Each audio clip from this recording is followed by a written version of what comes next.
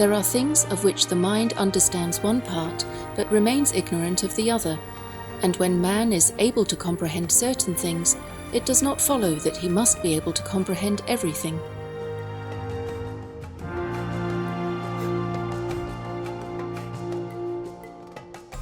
Please continue watching to hear the wisdom of medieval Jewish philosopher and rabbi Moses Maimonides, vegetarian.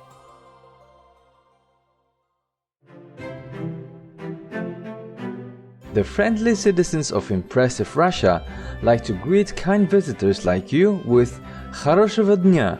This translates to "Have a nice day" in Russian. Radiant viewers, I am Maxim. The compassionate people of Russia congratulate you for all your good qualities and virtues. May you bathe in celestial light always.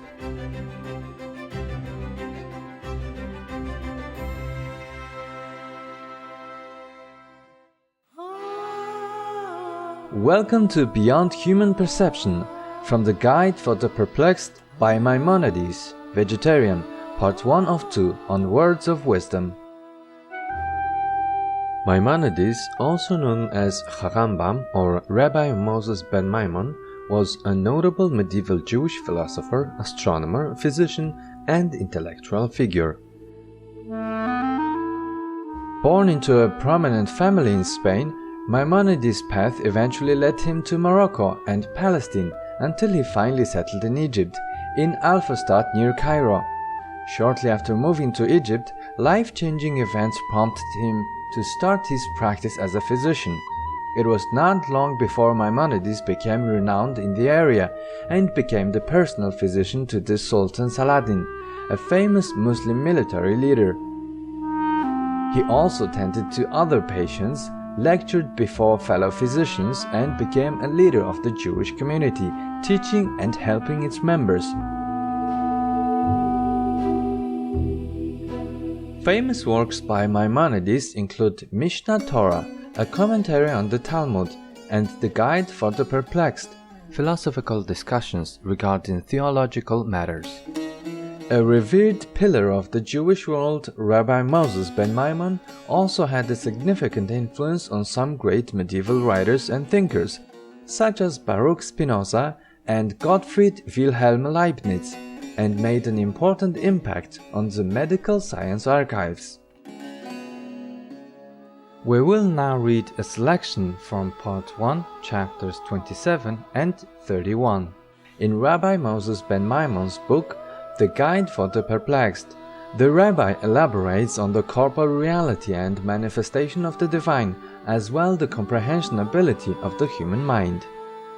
Chapter 27. Onkelos the proselyte, who was thoroughly acquainted with the Hebrew and Chaldaic languages, made it his task to oppose the belief in God's corporeality.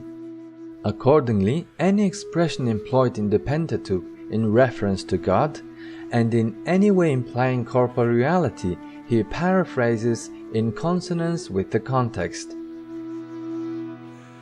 All expressions denoting any mode of emotion are explained by him to mean the appearance or manifestation of a certain light that had been created for the occasion, namely the Shekinah, divine presence, or providence.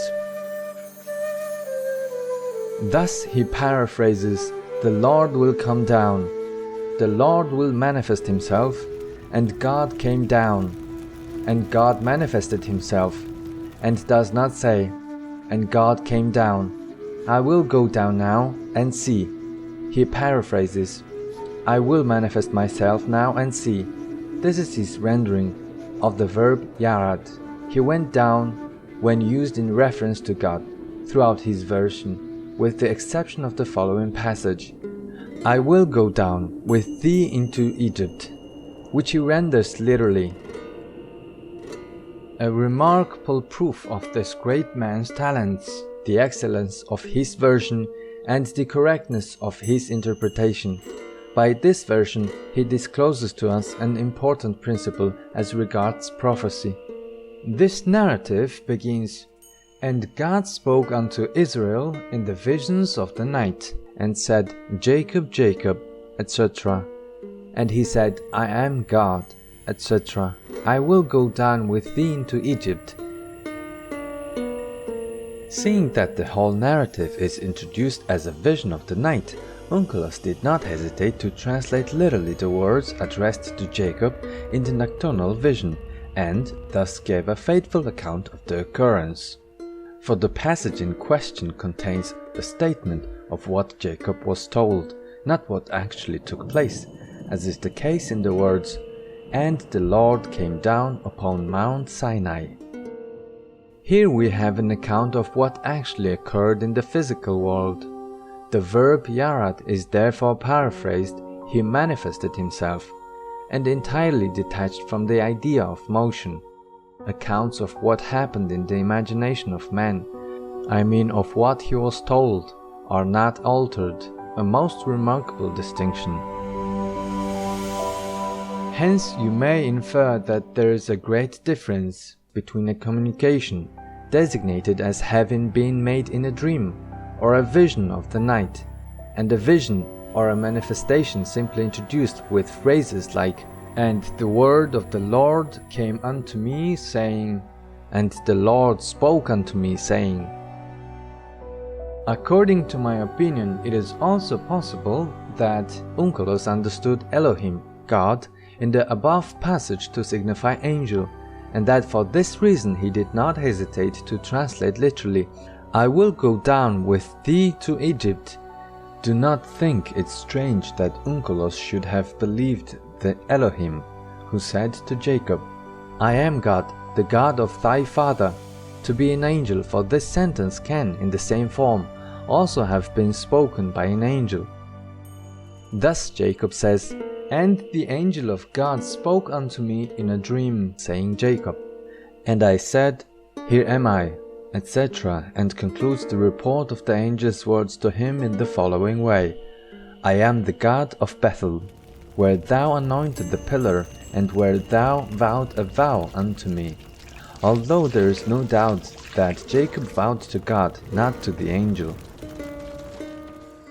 It is the usual practice of prophets to relate words addressed to them by an angel in the name of God, as though God himself had spoken to them.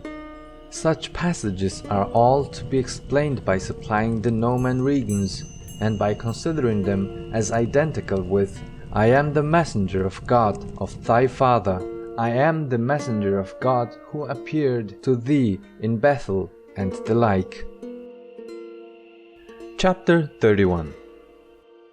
Know that for the human mind there are certain objects of perception which are within the scope of its nature and capacity.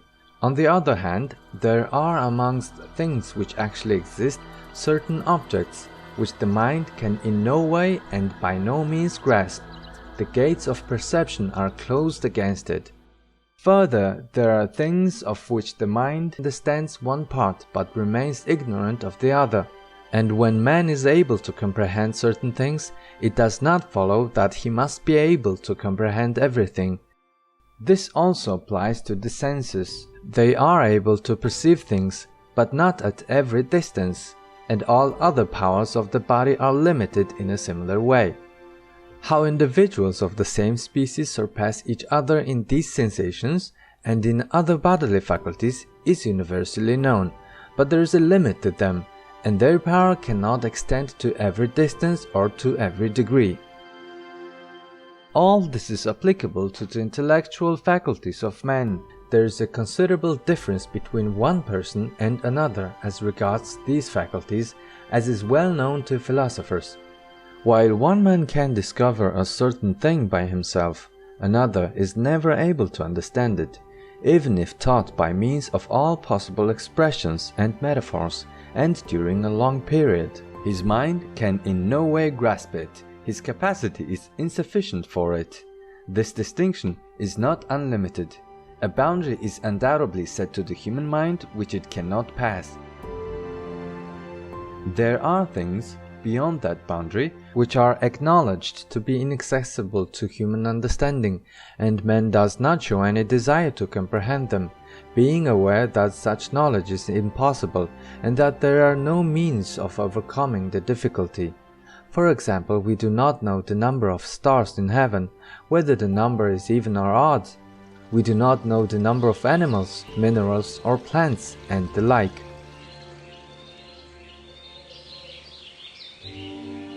There are other things, however, which man very much desires to know, and strenuous efforts to examine and to investigate them have been made by thinkers of all classes and at all times. They differ and disagree, and constantly raise new doubts with regards to them, because their minds are bent on comprehending such things. That is to say, they are moved by desire, and every one of them believes that he has discovered the way leading to a true knowledge of the thing, although human reason is entirely unable to demonstrate the fact by convincing evidence. For a proposition which can be proved by evidence is not subject to dispute, denial, or rejection. None but the ignorant would contradict it, and such contradiction is called denial of a demonstrated proof. Thus you find men who deny the spherical form of the earth, or the circular form of the line in which the stars move, and the like. Such men are not considered in this treatise. This confusion prevails mostly in metaphysical subjects, less in problems relating to physics, and is entirely absent from the exact sciences. Alexander Aphrodisias said that there are three causes which prevent men from discovering the exact truth. First, arrogance and vainglory. Secondly, the subtlety, depth, and difficulty of any subject which is being examined. Thirdly, ignorance and want of capacity to comprehend what might be comprehended. These causes are enumerated by Alexander. At the present time there is a fourth cause not mentioned by him, because it did not then prevail, namely habit and training. We naturally like what we have been accustomed to, and are attracted towards it. This may be observed amongst villagers. Though they have few enjoyments and pass a life of privation, they dislike town life and do not desire its pleasures, preferring the things to which they are accustomed to the things to which they are strangers. It would give them no satisfaction to live in palaces and to indulge in baths, ointments, and perfumes.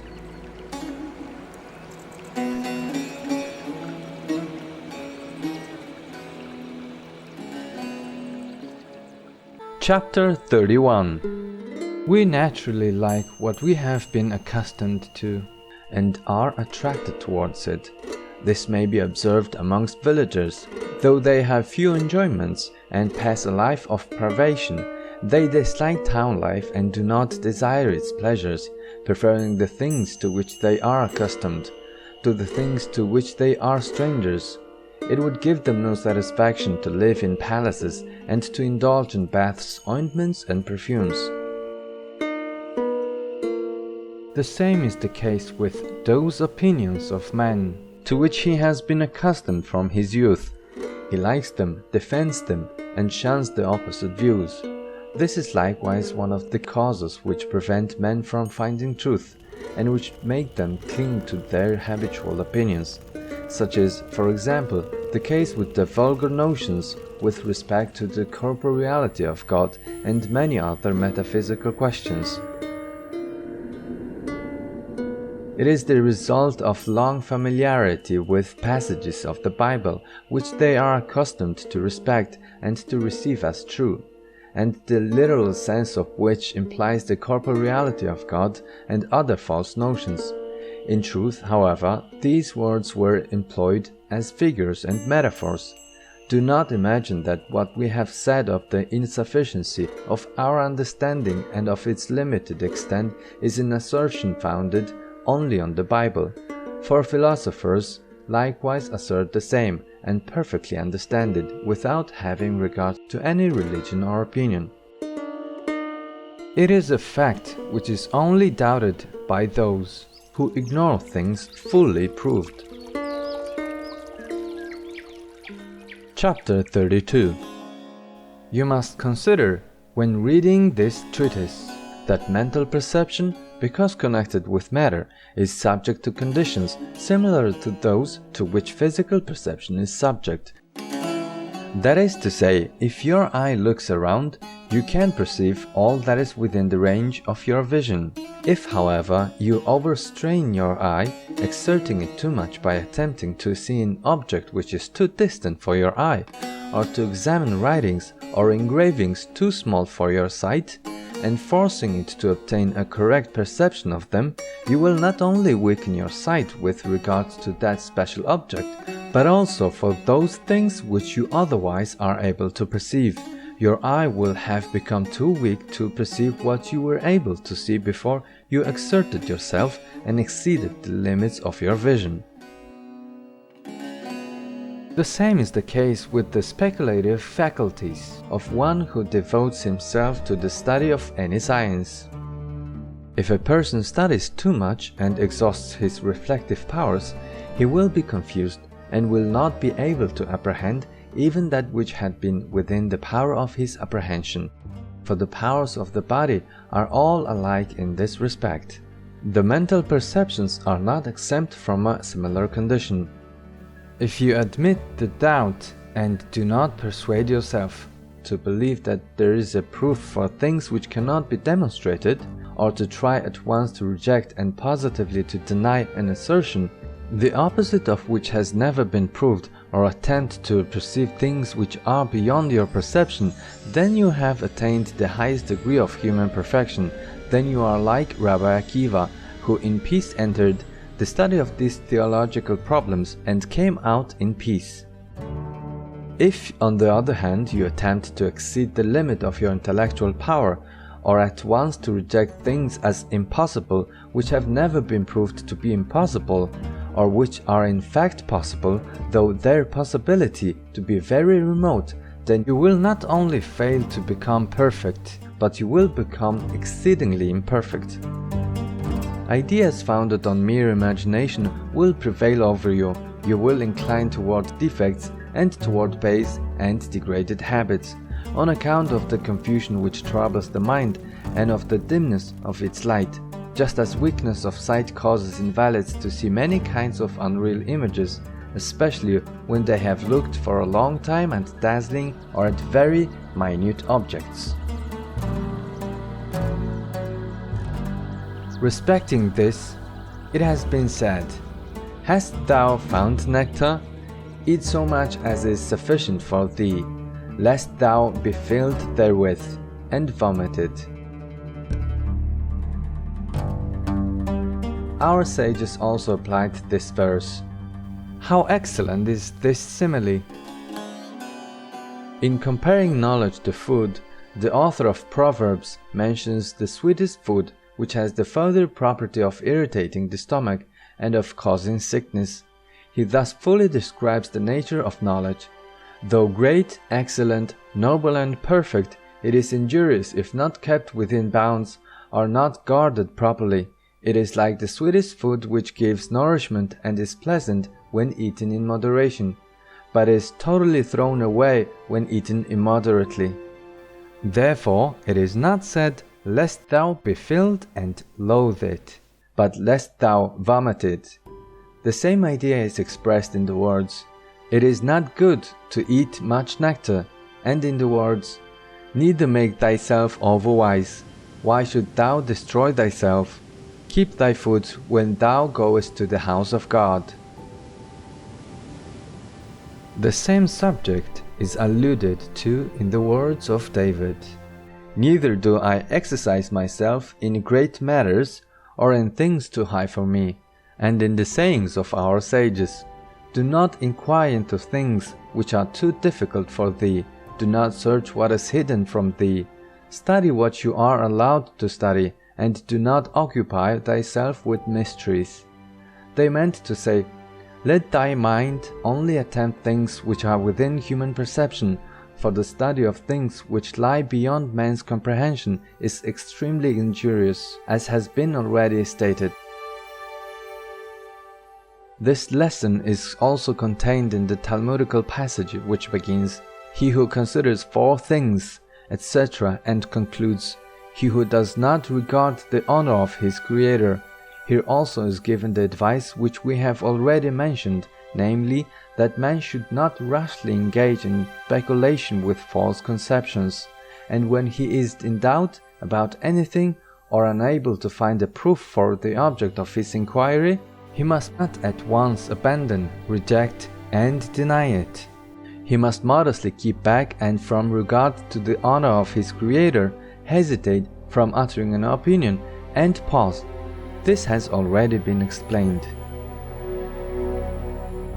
It was not the object of the prophets and our sages in these utterances to close the gate of investigation entirely and to prevent the mind from comprehending what is within its reach, as is imagined by idle people, whom it suits better to put forth their ignorance and incapacity as wisdom and perfection, and to regard the distinction and wisdom of others as irreligion and imperfection, thus taking darkness for light and light for darkness.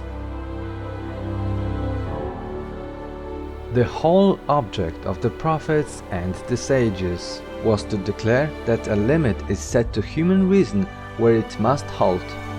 Do not criticize the words used in this chapter and in others in reference to the mind, for we only intended to give some idea of the subject in view, not to describe the essence of the intellect.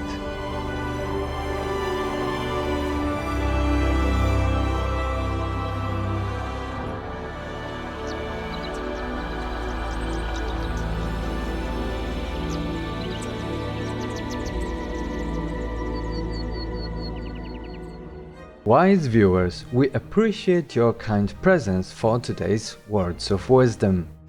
Coming up next is The Real Love, a musical that unites hearts, part 12 of a multi-part series right after noteworthy news. Please stay tuned to Supreme Master Television for more constructive programming. May your compassionate and benevolent choices today be your worthy legacy for our future generations, in God's grace.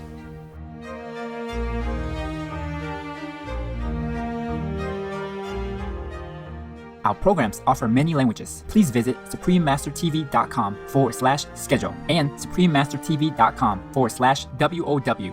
Nos programmes offrent plusieurs langues. Veuillez visiter suprememastertv.com/schedule et suprememastertv.com/WOW. Nuestros programas ofrecen varios idiomas. Visiten suprememastertv.com/schedule y suprememastertv.com/WOW.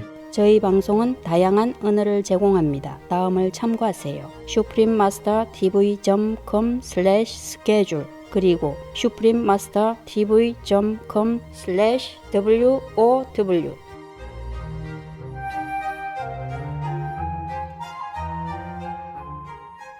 Vegan, true human.